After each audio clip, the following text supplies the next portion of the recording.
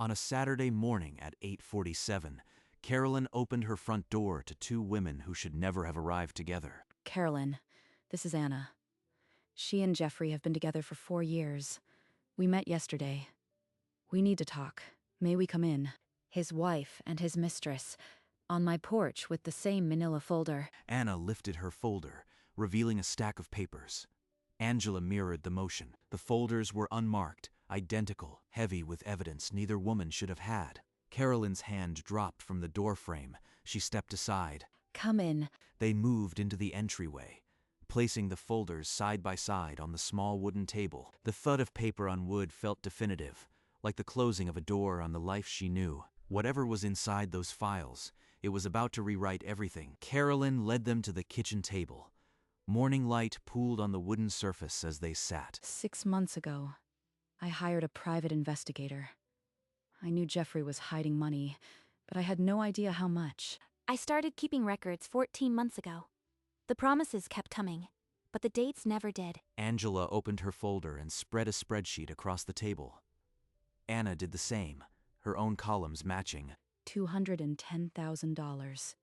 Rent, trips, gifts, all from our joint account. $210,000. That's not an affair. That's a second household. The spreadsheets laid out 4 years of hidden rent payments, luxury vacations, and unexplained withdrawals. I didn't know about the joint account. He told me he'd been saving for our future. Our future, while our marriage was being drained dry. The PI found accounts I never knew existed. Carolyn said nothing. Her brother's face flickered in her mind, but the numbers on the table were louder. I have something else. This is a draft divorce filing he prepared. It's worse than the money. She slid a legal document across the table. The header read, "Petition for Dissolution of Marriage." He was going to claim I am unfit. I found similar drafts in his home office. Fabricated mental health claims to take the kids. Jeffrey, what have you done? And there's this. I am 8 weeks pregnant. He said we'd get married fast if I got pregnant. A black and white sonogram image lay beside the divorce draft, tying a new life to his old lies. He promised you a marriage while planning to destroy mine. That's some kind of efficiency. That's why we came.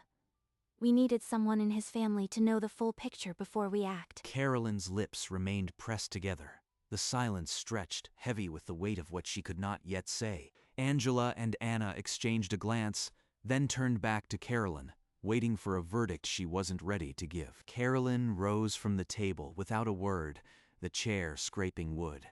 She crossed to a corner drawer. From the drawer, she withdrew a slim laptop. Angela and Anna exchanged a look, their folders momentarily forgotten. She set the laptop on the table, opened it, and spoke for the first time in hours. 2 months ago, Jeffrey asked me to co-sign a small business loan. The financial documents he sent didn't match what I'd seen of his actual income. I didn't sign. I started digging. I found debts he's been hiding from everyone. The laptop screen lit her face as an email from Jeffrey appeared. The subject line, "Urgent, need co-signer for expansion loan." She clicked on the attachment. Spreadsheets with highlighted discrepancies glowed on the screen. You have your own evidence. Carolyn nodded and turned the laptop so they both could see. The 3 piles of evidence were about to converge. Carolyn read from the screen, her voice flat. "I need a co-signer for an expansion loan. The business is solid." The financials he attached showed a healthy real estate business, but I knew better. I checked property records and credit lines. He'd been borrowing against personal credit to cover expenses. She opened her own folder and placed the records of multiple credit lines beside the other evidence. These are all accounts I've never seen. He hid them from me completely. He was funding our relationship with borrowed money he couldn't repay. And presenting your joint finances as healthy, while he was drowning in personal debt. The table now held 3 piles of paper, each telling the same story from a different angle. It's worse than we thought. He was living a lie on every front. The women fell silent, the full scope of Jeffrey's fraud settling over the room like a final verdict. Angela broke the silence first, her voice quiet but measured, as if she'd rehearsed this moment. I am filing for divorce on Monday. With this documentation, he can't twist a single thing. I'll end it today. No more false promises. I am raising this baby alone. We're not asking you to testify or take sides publicly. We just needed you to know. So when it all comes out, you'll understand. And maybe you'll remember whose side the facts are on. They're not here for vengeance. Just to be believed. I won't say a word to Jeffrey.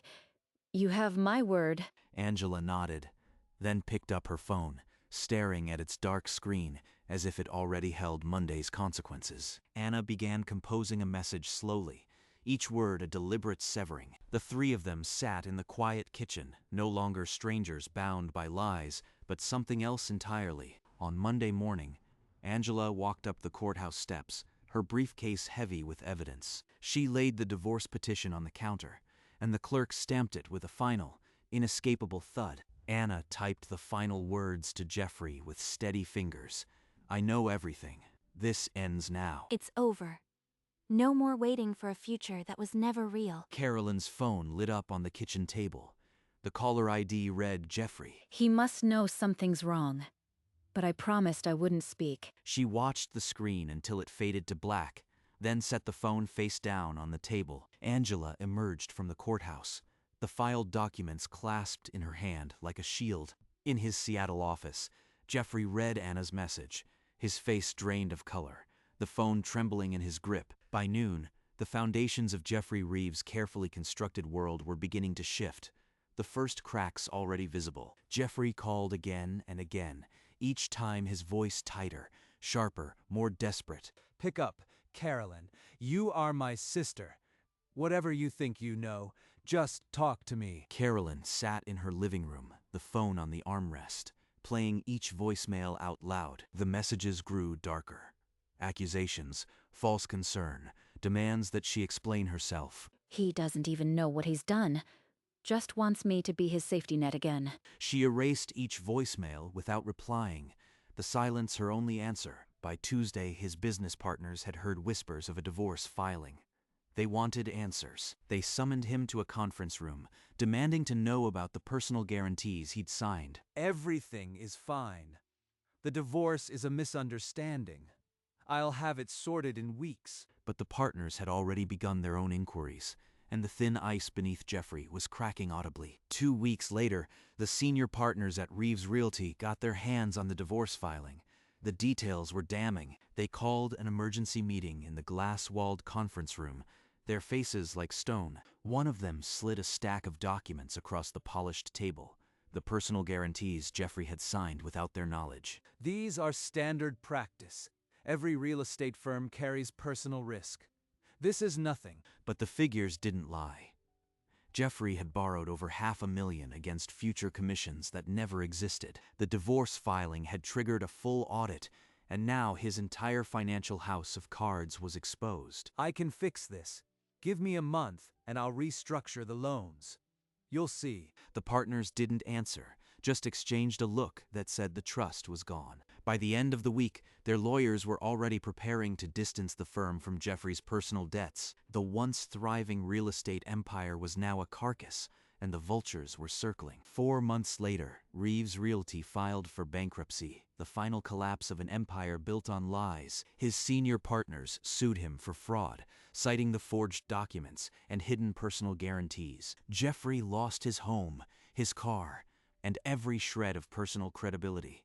His name became a warning. Carolyn's phone buzzed one evening with an email from her brother. The subject line was a raw accusation. "You chose strangers over blood. Co-signing that loan would have saved everything. You destroyed me, and now you are probably celebrating." He still thinks this is about betrayal. Not about the hundreds of thousands he stole, the lies he told. She deleted the email without reply, the same finality she had given every voicemail before.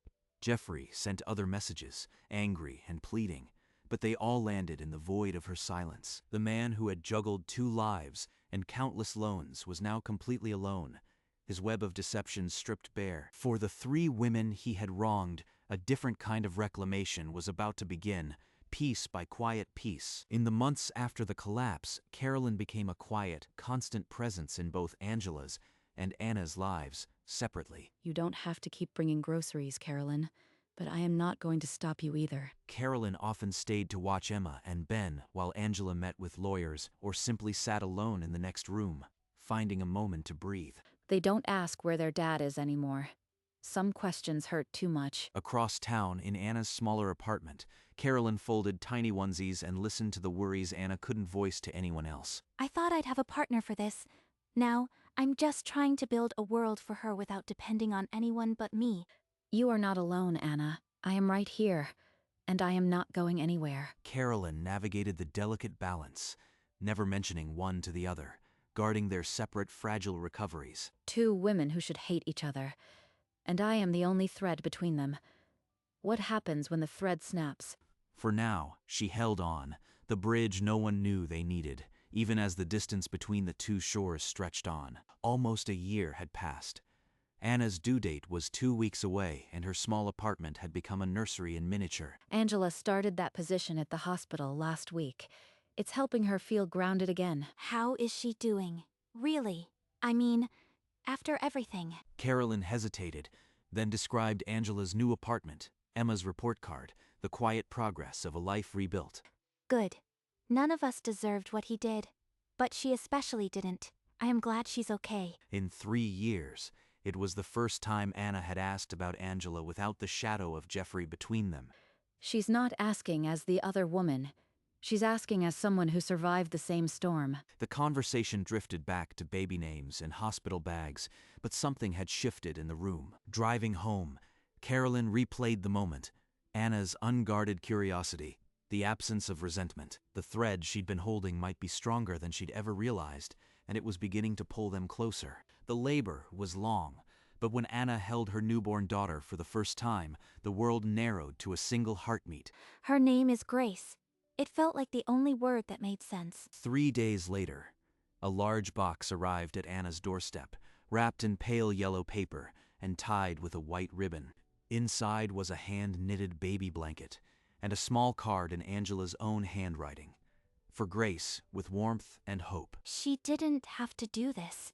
After everything, she sent a gift. Later that afternoon, her phone buzzed with Carolyn's name on the screen. Anna answered, her voice thick.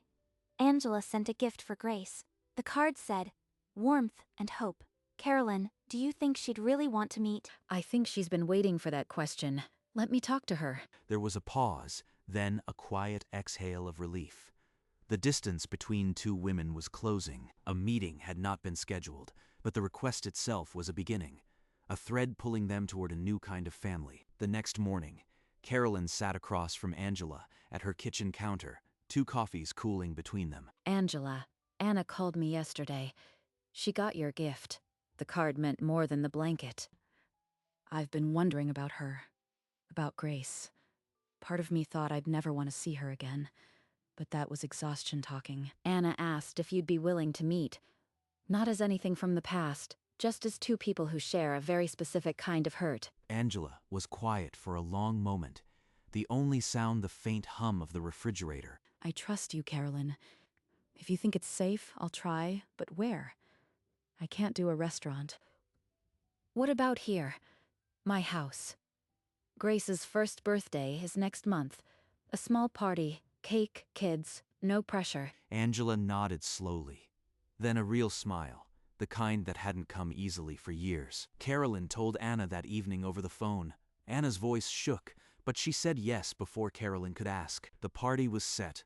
3 women, 3 children, 1 house that had already seen the worst and might now witness the start of something else. On the morning of Grace's first birthday, Carolyn's house filled with pink and gold balloons, the scent of vanilla cake drifting from the kitchen. 1 year ago, 2 strangers sat at that table with folders. Today, a cake. It has to be enough. At 2 o'clock, a knock came.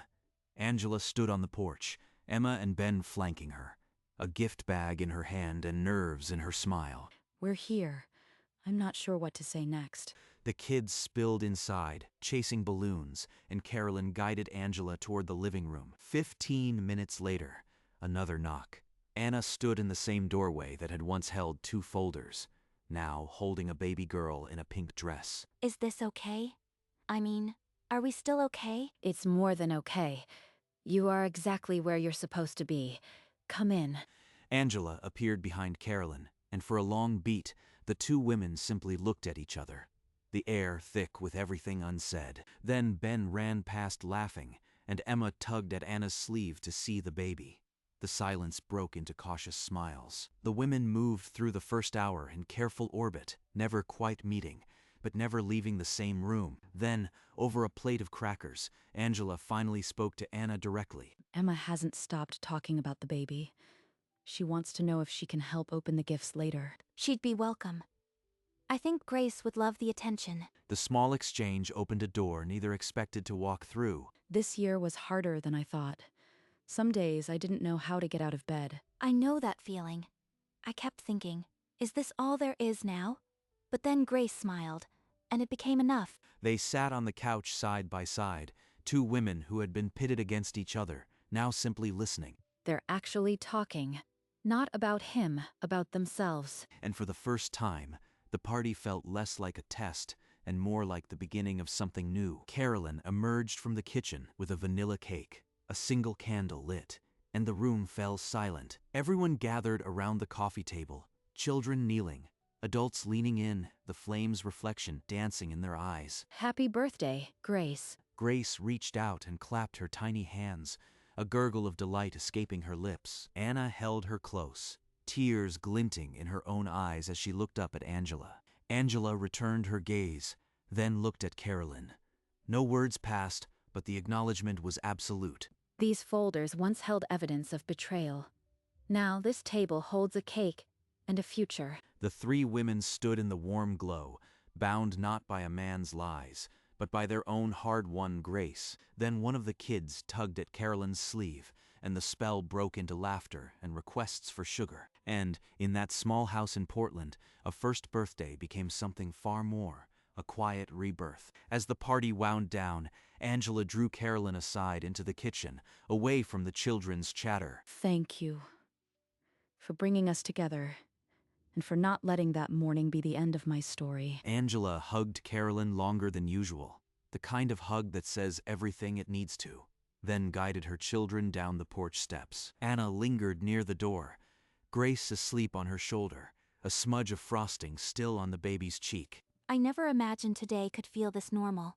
Like we were just a family. Carolyn squeezed her hand, then helped gather the diaper bag and a forgotten blanket. Anna paused on the porch and looked back at Carolyn, no words left to say, but still not ready to go. When the house was finally still, Carolyn sat at the kitchen table where it all began. The surface was clean, save for a few cake crumbs and a child's hair clip. Not the same table, not the same room, and not the same life. Jeffrey's shadow had shrunk to nothing, and in its place was something she never expected. A family built from the wreckage of his lies. As Carolyn picked up the tiny hair clip from the table, her phone buzzed twice in quick succession. Thank you. I never thought I'd say this, but I am grateful for Anna. Today felt like a real first birthday. Thank you for everything. Grateful for Anna. Who would have believed that 2 years ago? She set the phone down and smiled, the weight of the day finally settling into something peaceful. The clean table seemed to hold the memory of those folders now, not as evidence of harm, but as the foundation for this. She traced a finger along the grain of the wood, the same wood that had held so many secrets. The kitchen was quiet, but not empty. It was full of new beginnings. This is what the other side of betrayal looks like. Not lonely, just different. And for the first time in years, the silence didn't feel like absence. Some families are born from the wreckage of others. This one started with 2 identical folders on a Saturday morning. Carolyn still had that photo, Grace with the candle, Angela and Anna on either side, all 3 smiling like they'd never been enemies. She pinned it to her fridge, right next to a reminder for Emma's dentist appointment and a takeout menu. That mingling of ordinary and extraordinary was exactly the point. The folders were long gone, shredded months ago, but their shadow remained, now shaped like this: playdates, group texts, shared holidays. Angela had started inviting Anna over for coffee. Their children called each other cousins, and no one corrected them. Carolyn sometimes still thought about Jeffrey, not with anger, but with the distant ache of something that ended badly, but opened a better door. He had tried to build a life on lies, and it crumbled. These women built something on truth, hard, unvarnished, and painful, and it held. My brother's mistress showed up on my doorstep with his wife. They brought identical folders, and out of that collision came grace. Not just the baby's name, but something real, unearned, and unexpected.